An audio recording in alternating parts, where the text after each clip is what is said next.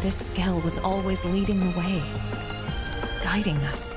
Un'opera che ridefinisce la grandezza del videogioco. Il 20 marzo 2025 si è finalmente materializzato Xenoblade Chronicles Cross Definitive Edition, presentandosi come una produzione di lusso che affonda le radici nel titolo originario uscito 10 anni fa su Wii U. Un gioco che all'epoca rappresentava il secondo capitolo di un'appena nata saga, che tuttavia non era stata concepita come tale. Il primo Xenoblade Chronicles del 2010, pur incredibile e colossale, non aveva ambizioni di continuare oltre la sua spettacolare conclusione. Tetsuya Takahashi, creatore visionario e fondatore di Monolith Soft, non aveva ancora pensato al progetto di una serie, evidente anche nella X del titolo, che non segnava un legame numerico con il capitolo precedente, ma veniva letto in Giappone come cross, ossia un incrocio, un rimando tanto alla possibilità di cooperazione online quanto al concetto di transizione tra mondi, esperienze e razze. Un concetto che solo oggi, a distanza di anni, ha assunto un significato profondamente più grande. Quella che una volta poteva sembrare una semplice deviazione dell'universo principale, un'opera che poteva essere considerata come uno spin-off, oggi assume nuova vita. Dopo che il director ha riformulato la sua visione della saga, Xenoblade Cross si è trasformato da gioco secondario a capitolo importantissimo nella lore della serie, diventando fondamentale nella narrativa degli Xeno. E questa Definitive Edition non è solo una remaster, ma un'autentica rielaborazione che va oltre la semplice miglioria grafica, restituendo al gioco la sua forma originaria, quella che avrebbe dovuto assumere già 10 anni fa. Si va oltre il semplice porting. Esso è una manifestazione di ciò che era stato pensato inizialmente, ma che non aveva trovato spazio nell'originale, elevandosi ora a un'esperienza che rimarca la nomenclatura stessa di versione definitiva. Vi informo fin da subito che anche se non avete mai giocato a un titolo della serie, tale capitolo rappresenta un eccellente punto d'ingresso per avvicinarsi all'intero franchise. Ma prima di esplorare le misteriose terre di Mira, percorrendo la genesi di questo episodio e cercando di comprendere il suo posizionamento all'interno del quadro generale degli Xeno in questa recensione che sarà priva di spoiler, se vi interessano contenuti di questo tipo potete supportare il canale lasciando un bel mi piace e se siete nuovi iscrivendovi ed attivando la campanella delle notifiche per non perdervi i prossimi video.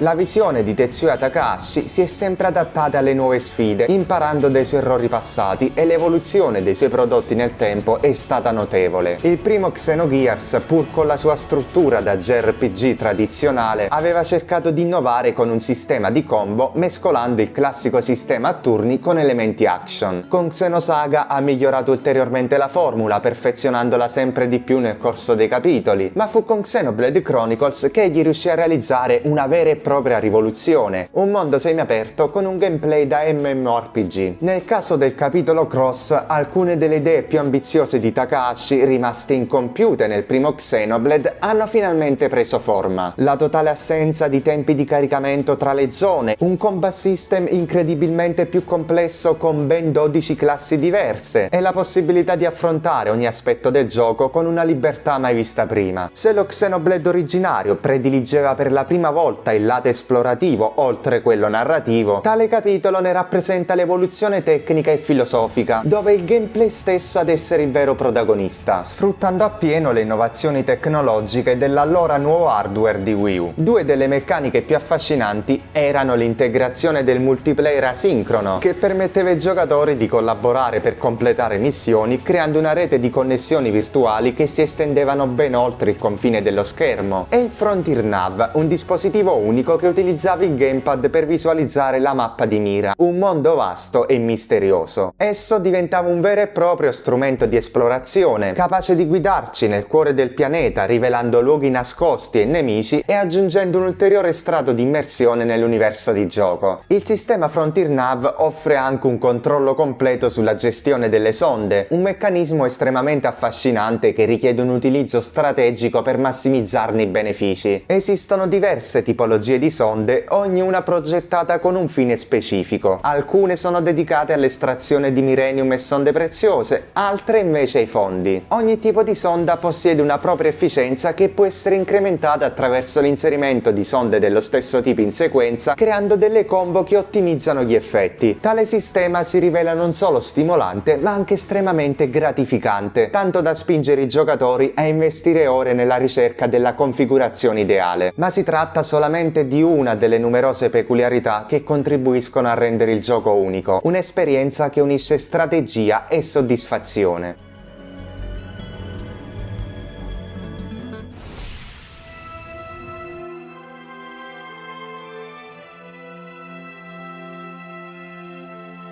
Tale capitolo si distacca dal predecessore non solo per il suo contesto, ma anche perché abbraccia una narrazione più matura e sci-fi. Se il primo Xenoblade rappresentava una sorta di esplorazione della libertà creativa di Takahashi, con un mondo fantasy che richiamava atmosfere simili a quelle di Baten Kaitos, il capitolo Cross si spinge oltre, affrontando temi più complessi che legano la lore del gioco ai lavori precedenti del director. E l'introduzione della X nel titolo non è casuale, simboleggia un incrocio, un punto di contatto tra i vari universi narrativi e filosofici creati dal suo genio. In effetti Xenoblade Cross può essere visto come il primo gioco della saga a intrecciarsi con Perfect Works, il gigantesco canovaccio narrativo che collega tutti gli Xeno. La storia comincia con un conflitto alieno catastrofico che causerà l'annientamento della Terra. Con la sua distruzione imminente nasce il progetto Exodus, l'ultimo piano di salvezza attraverso il quale delle gigantesche astronavi partiranno alla ricerca di nuovi mondi da colonizzare. Purtroppo non tutte riescono a sfuggire dall'attacco e solo poche navi si salvano, tra cui la balena bianca, quella del protagonista. Dopo 2 anni di viaggio nello spazio, la balena bianca viene ritrovata dagli alieni e costretta a un atterraggio d'emergenza su Mira, un misterioso pianeta. Qui si salva solo l'habitat, il nucleo dell'astronave, contenente New Los Angeles, la città che diventerà il fulcro dell'avventura. 2 mesi dopo lo schianto, Elma ci risveglia dalla stasi criogenica e ci introduce ai Blade, l'organizzazione militare incaricata di recuperare i resti dell'astronave e trovare gli altri sopravvissuti. E tali premesse daranno inizio a un'avventura in cui non mancheranno i colpi di scena. Infatti il titolo in questione è caratterizzato da un'assenza di certezze. La trama si svilupperà con 2 epocali plot twist, uno a metà gioco e l'altro verso la fine, che ribalteranno completamente la prospettiva del giocatore sulla concezione della realtà. È un racconto che mescola azione e filosofia, un'esperienza che, demolendo ogni evidenza, costringerà a riflettere sul vero significato dell'esistenza.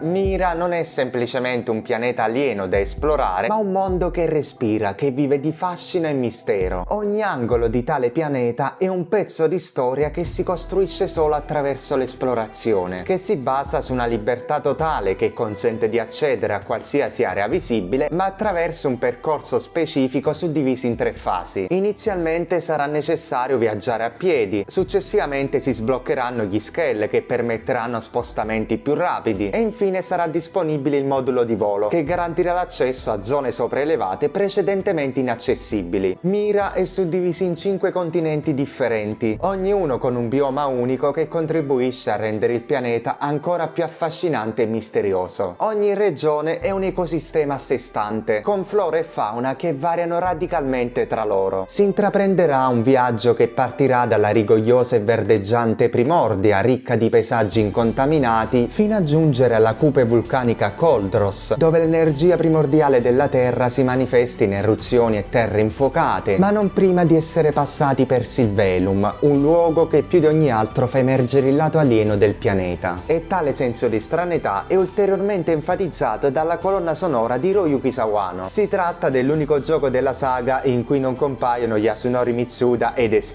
e le composizioni di Sawano contribuiscono a evidenziare ancora di più l'unicità dell'esperienza. La diversità di mira con la Terra si respira in ogni aspetto, dalla gravità ridotta che consente salti più alti e movimenti più agili fino all'osservazione del cielo, dove non si trova una sola luna ma numerosi satelliti naturali che orbitano attorno al pianeta, dando un senso di grandiosità e unicità che caratterizza ogni continente. Tali dettagli costituiscono il cuore del gameplay, che si sviluppa attorno a un open world immenso che non è mai completamente ostile, ma che si rivela in tutta la sua bellezza solo a chi è disposto ad affrontarlo con pazienza e determinazione. La fauna che popola questo paesaggio alieno è progettata per sorprendere, per sfidare, ma anche per premiare chi riesce ad affrontarla con saggezza e con coraggio. Ogni battaglia, ogni incursione, ogni incontro rappresenterà un'opportunità per apprendere qualcosa di nuovo. Non c'è un sentiero prestabilito, ma solo la promessa di nuove scoperte, dove ogni passo porterà sempre più in profondità di questo enigmatico mondo. Ogni suo angolo nasconde qualcosa di straordinario, dalle meraviglie naturali a lasciti di antiche civiltà, e lo splendore di Mira si svela in modo ancora più affascinante quando si osserva come cambia con il passare del tempo. Di giorno i paesaggi assumono toni brillanti e vivaci, mentre di notte vige un'atmosfera misteriosa, dove la luce riflessa dei satelliti rivela nuovi dettagli. Anche le condizioni meteo influenzano profondamente l'ambiente, aggiungendo un ulteriore livello di immersione. Una fitta nebbia o piogge improvvise possono cambiare radicalmente il modo in cui si percepisce il pianeta. Mira è infatti un luogo di straordinaria eterogeneità ambientale, dalle fitte e misteriose foreste ai vulcani minacciosi. Ogni bioma ha un'identità differente e distintiva. Il gioco offre un'esperienza dove la destinazione è importante quanto il cammino stesso, costruendo un'avventura che permette di scoprire se stessi mentre si esplora il mondo.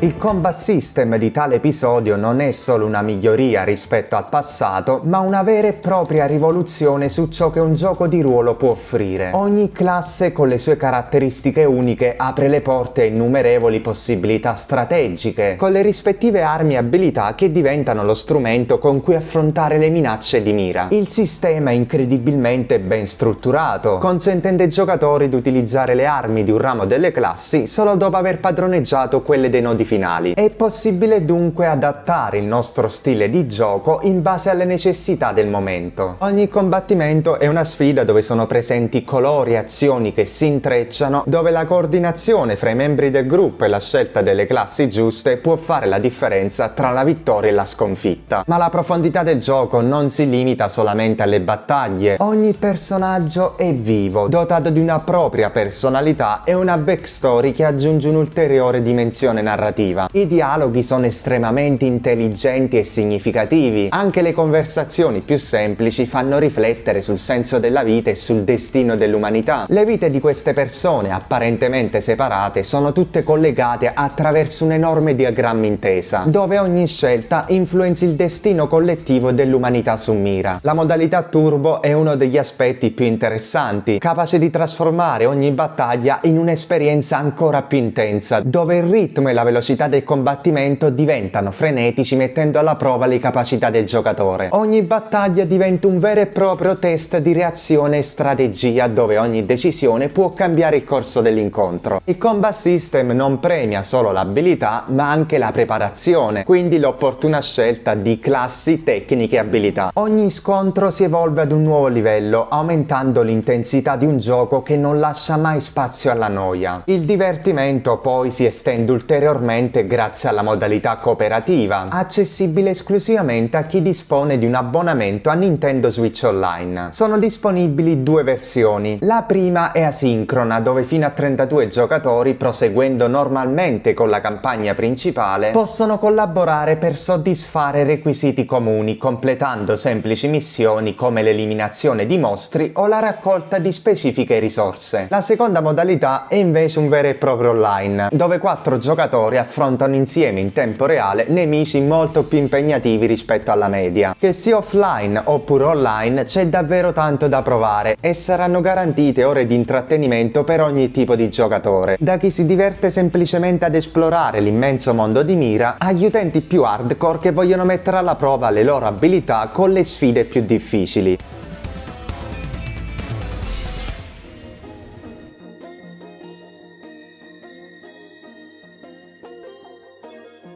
Questa Definitive Edition non è solo una versione migliorata del gioco originale, ma una vera riscrittura dell'esperienza. La resa visiva del mondo di Mira è stata radicalmente migliorata, con texture più dettagliate e un'illuminazione che rende ogni angolo di questo pianeta ancora più suggestivo. I modelli dei personaggi sono stati rivisitati e paradossalmente risultano essere più fedeli agli artwork originali rispetto alla versione originale del gioco, che non era riuscita a trasporli correttamente in 3D. Per quanto concerne il sistema di illuminazione, esso è stato notevolmente migliorato, con ombre nette e ben definite che esaltano tanto gli ambienti quanto i personaggi. Su Nintendo Switch è stato realizzato un autentico miracolo tecnico. La risoluzione, che nel 2015 era fissata a 720p, passa adesso a 1080p in modalità TV, raggiungendo i 30 fps stabili. Inoltre sono stati risolti fastidiosi fenomeni di pop-in e i tempi di caricamento, ad esempio durante il passaggio alle cutscene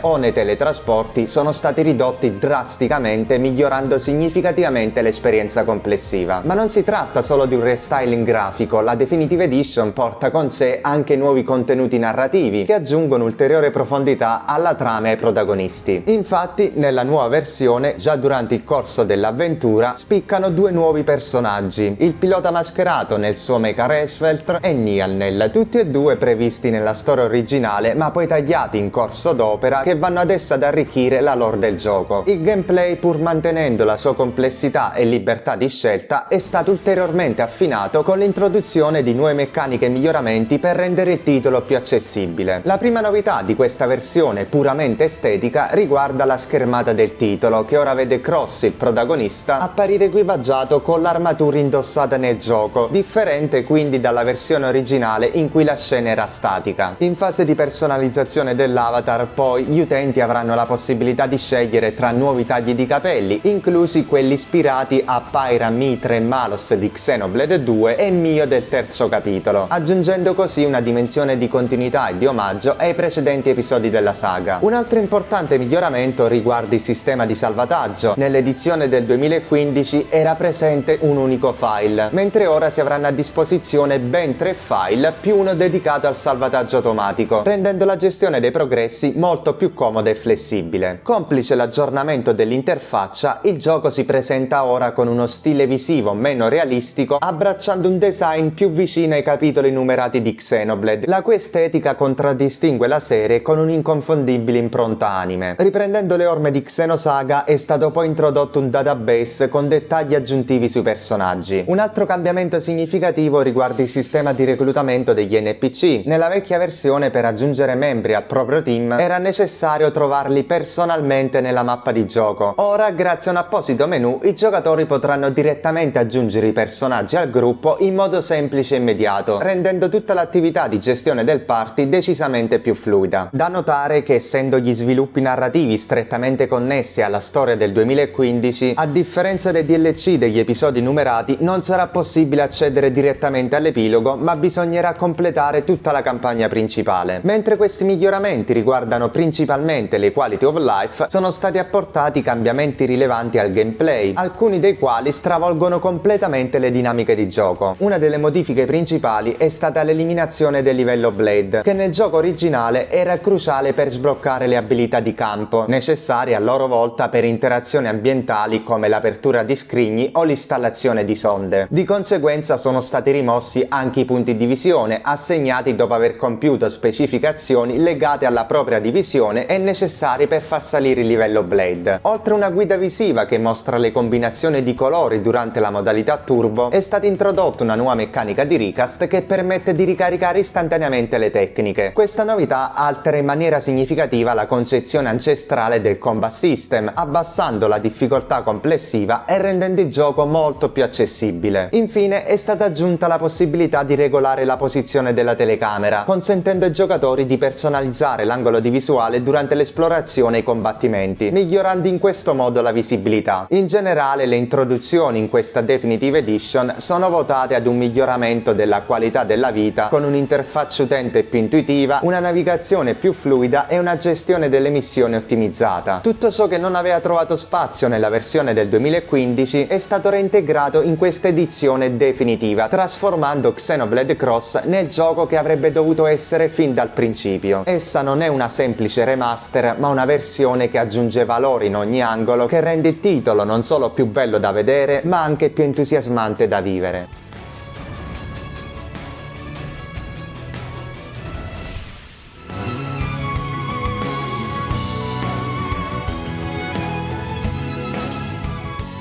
In conclusione, Xenoblade Chronicles Cross Definitive Edition non è solo una rivisitazione del passato, ma un capitolo che segna il futuro della saga. Non si tratta solo di una remaster con qualche miglioramento, ma di un gioco che va oltre, perfezionando ed arricchendo ogni lato dell'esperienza originale. La narrazione, il gameplay, l'esplorazione e i combattimenti sono stati affinati in ogni dettaglio, portando la qualità complessiva a un livello superiore che rende giustizia alla grandezza del progetto che Tetsuya Takahashi aveva immaginato. Questa edizione definitiva non è solo un omaggio ai fan storici della serie, ma anche una porta aperta per i nuovi giocatori, che si troveranno di fronte un titolo completo ed affascinante. E anche la trama, con nuovi strati narrativi, diventa ancora più coinvolgente grazie a nuovi personaggi e sviluppi. Il gameplay è stato a sua volta ampliato e continua a spingere ai limiti ciò che un gioco di ruolo può offrire, mantenendo viva quella sensazione di libertà e scoperta che ha contraddistinto l'originale. Tale capitolo rappresenta la sintesi di tutto ciò che Monolith Soft è riuscito a creare in questi anni. Un'opera che non solo celebra il passato, ma prepara il terreno per il futuro della saga. È una produzione mastodontica che va vissuta, apprezzata e ricordata tanto dai veterani quanto da chi si avvicina per la prima volta a questo straordinario mondo. Scrivetemi pure qui sotto nei commenti se avete già acquistato il gioco, ma soprattutto se si tratta della prima volta che giocate a questo capitolo, oppure se già l'avevate provato 10 anni fa su Wii U. Per non perdervi le ultime novità sull'universo Xeno potete seguirmi su tutti i miei social con i link in descrizione. In sovrimpressione trovate i miei ultimi contenuti più rilevanti, come la guida al turbo infinito, all'installazione di sonde e trucchi e consigli. In attesa del mio prossimo video, ciao e buon gaming a tutti!